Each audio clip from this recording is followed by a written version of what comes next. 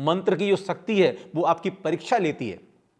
अगर आप परीक्षा में असफल हो गए, क्यों? क्योंकि जब आप मंत्र साधना करते हैं तब कोई भी दैवीय शक्ति प्रकट हो सकती है।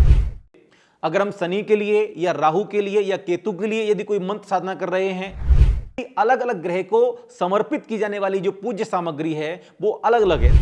जब भी आप जप करने बैठें तो जप किस ग्रह से संबंधित है, जो मंत्र आप जप रहे हैं वो मंत्र कौन से ग्रह की शांति के लिए किया जा रहा है, तो हर ग्रह की भोग वस्तु अलग अलग है। हर ग्रह को अर्पण की जाने वाली जो सामग्री है वो अलग अलग है। जैसे शनि ग्रह किससे प्रसन्न होगा?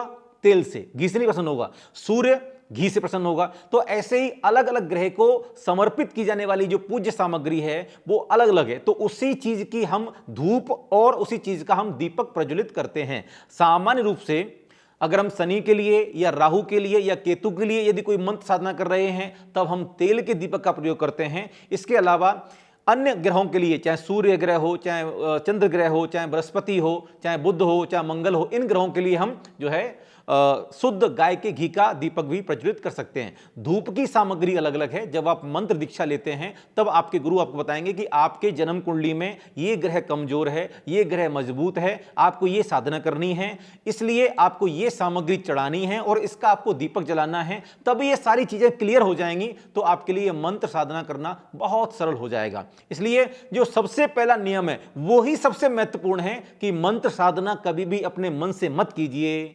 मंत्र साधना करनी है तो एक गुरु के पास जाइए और वहां बैठ करके उनसे मंत्र दीक्षा लीजिए और वो आपको आशीर्वाद भी देंगे और आशीर्वाद के साथ साथ आपके सुरक्षा कवच को भी मजबूत करेंगे। क्यों? क्योंकि जब आप मंत्र साधना करते हैं तब कोई भी दैवीय शक्ति प्रकट हो सकती है, किसी भी रूप में आ सकती है और वो आपको डराएगी, क्योंकि मंत्र सिद्धि से पहले मंत्र की जो शक्ति है वो आपकी परीक्षा लेती है।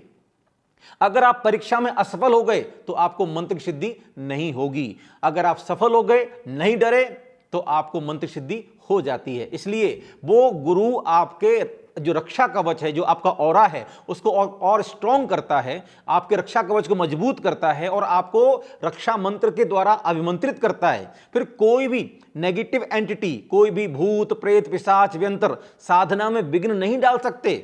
आप जो यज्ञ कर रहे हैं, जो आप मंत्रानुष्ठान कर रहे हैं, उसमें कोई व्यवधान पैदा नहीं कर सकते। आप निर्भयता पूर्वक साधना करेंगे और जब आप गुरु के आशीर्वाद से किसी भी मंत्र को जपना प्रारंभ करते हैं तो मुझे जो गुरु कृपा से प्राप्त हुआ है वो यही है कि गुरु कृपा से प्राप्त मंत्र की साधना यदि कोई व्यक्ति करता है तो उसकी निश्चित रूप से सिद्धि होती है, उसकी सभी मनोकामनाएं सफल होती हैं। और यही सबसे सरल विधि है। अपने मन से मत जपिए, गुरु के पास जाइए, मंत्र दीक्षा लीजिए, अपने मन से इलाज करोगे, ठीक है ना।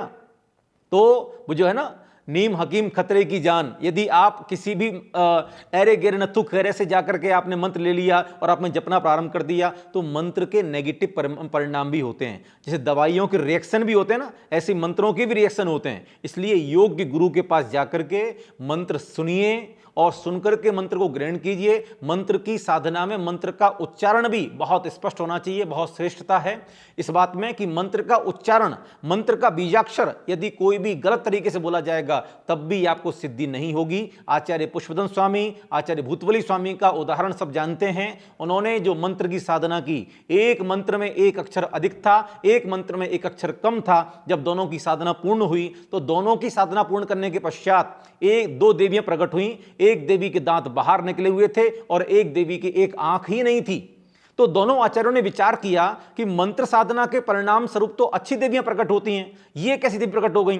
तब उन्होंने मंत्र की परीक्षा की, मंत्र को सही किया और मंत्र सही करने के पश्चात फिर उन्होंने दोबारा साधना की तो उन्होंने सही सिद्धि प्राप्त की। आचार्य समंत स्वामी लिखते हैं, नहीं मंत्रोक्षर न्यूनो निहंती विषवेद नाम। यदि मंत्र में एक भी अक्षर कम हो जाएगा या अधिक हो जाएगा, उच्चारण अगर अस्पष्ट होगा, गलत होगा, तो मंत्र सिद्धि प्रदायक नहीं होगा। इसलिए गुरु मुख से सुनकर के मंत्र को ग्रहण करो और उसके पश्चात साधना प्रारंभ करो, आपको सिद्धि की प्राप्ति होगी। यही सबसे सरल विधि है।